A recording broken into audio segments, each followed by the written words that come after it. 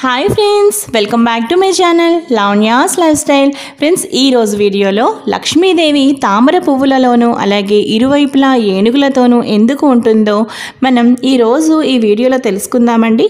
అసలు లక్ష్మీదేవి తామర పువ్వులలోనూ అలాగే ఇరువైపులా ఏనుగులతోనూ ఎందుకు ఉంటుందంటే, సరస్సులలో తామర పువ్వు ఎప్పుడూ ఒకే చోట నిలకడగా అస్సలు ఉండదు. నీటి ప్రవాహానికి ఆ తామర పువ్వు అలా కదులుతూనే ఉంటుంది. తాను నిలకడగా ఒకే చోట ఉండదు అంటే లక్ష్మీదేవి ఒకే చోట ఉండదు అని ఇక్కడ మనకు చెప్పడమే లక్ష్మీదేవి తామర పువ్వులో కొలువై ఉండటం అన్నమాట. అలాగే ఇరువైపులా ఉన్న ఏనుగుల అర్థం ఏమిటంటే, ధనబలము గజబలమంతటిది అని ఇక్కడ అర్థం చేసుకోమని పరమార్థం.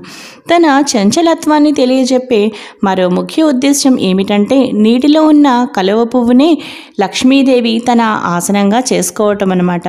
చూసారు కదా ఫ్రెండ్స్, లక్ష్మీదేవి తామర పువ్వులలోనూ అలాగే ఇరువైపులా ఏనుగులతోనూ ఎందుకు ఉంటుందో మీకు చక్కగా అర్థమైంది కదా. ఈ వీడియో మీకు బాగా నచ్చినట్లయితే తప్పకుండా లావణ్యాస్ లైఫ్ స్టైల్ ఛానల్ని సబ్స్క్రైబ్ చేసుకోండి.